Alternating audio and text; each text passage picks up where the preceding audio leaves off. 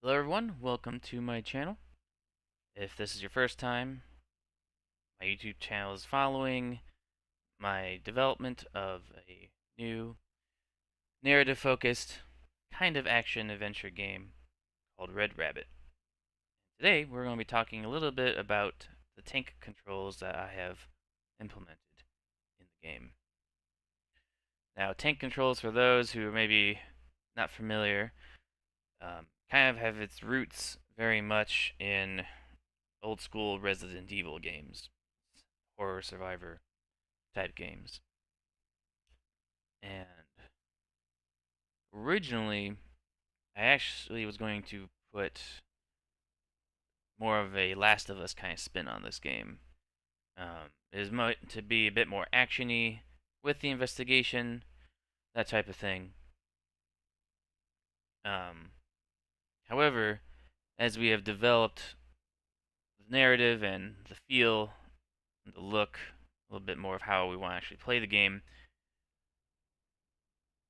I just kind of felt that kind of bringing it back to a little bit more of an old school scenario like this helped with the pacing of the story a lot more. That's not to say that there won't be some action parts in the game.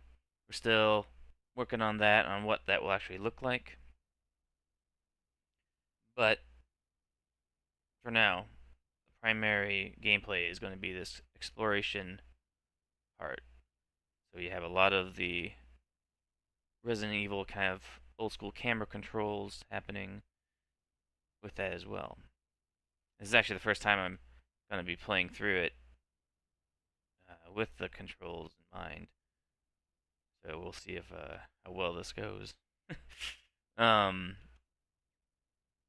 it's also really weird for me. There he is. It's also really weird for me to not be using the mouse to control the look as well. So that's why this hand's just kind of floating around over here. I've done some testing with the various camera angles, but there still needs some work. This is going to be one of our tutorial hints. That's what these floating rabbit heads are. This is one of our documents that you'll be able to read.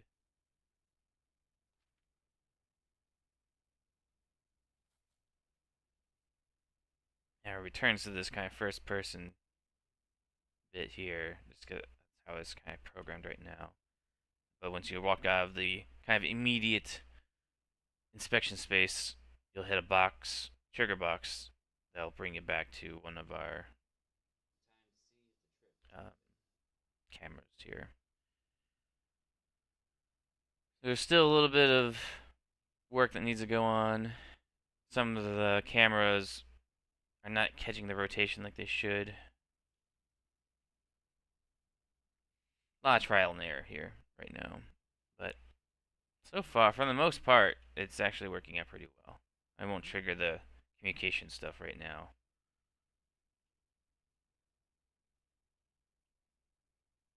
Just kind of playing around, looking at some of the boundary stuff we got in play.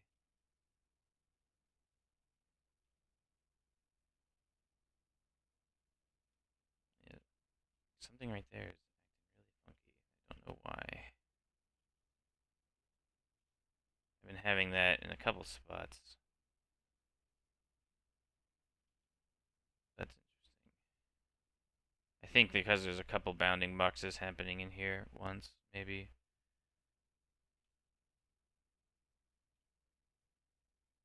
Yeah, like right there. I have certain blueprints that have multiple cameras set up in the system.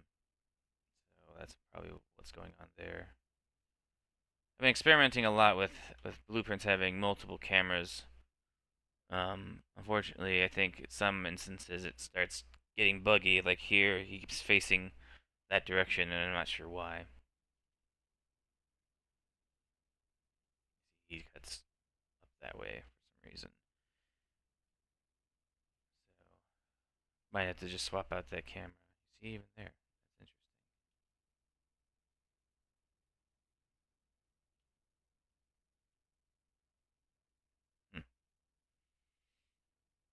Can't even can't get out. I go backwards, which is which is bizarre.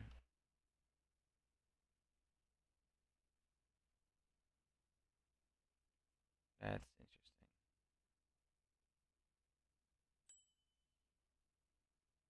Inspection thing there. For some reason, yeah, it cuts in there too. Well, this is just part of the problem of having the bounding box. The trigger box is not in the right spot to hit the right cameras. There's been a lot of experimentation with the camera placement here and there. It's very all over the place right now.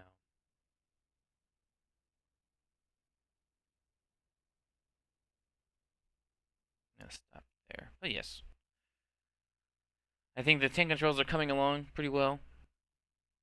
There's obviously a few things we can fix and improve on, but for the pre-alpha that I'm hoping to have released here by the beginning of July, I think we're okay.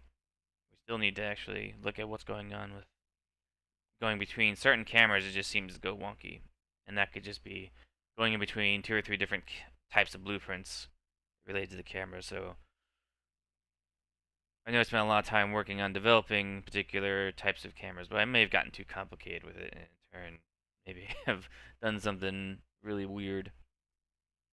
So I'm going to have to look into that some more, as well as just placement and design of the level itself. I think will help us with some of these cameras.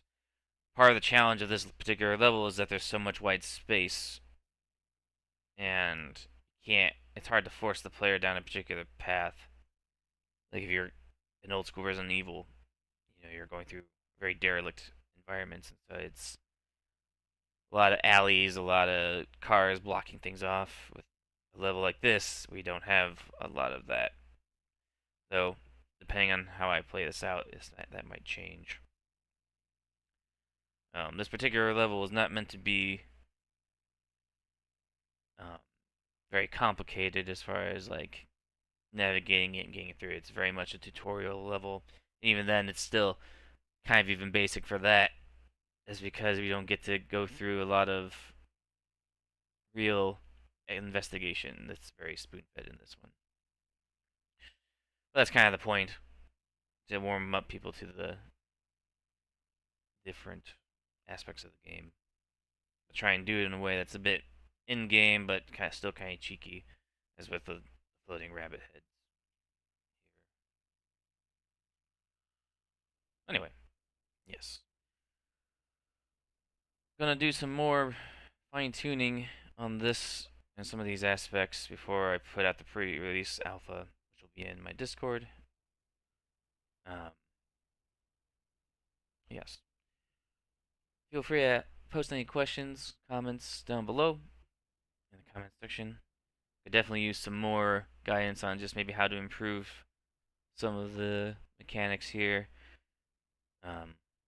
Not a coder by trade or anything like that, just kind of hodgepodging a bunch of stuff together that seemed to work.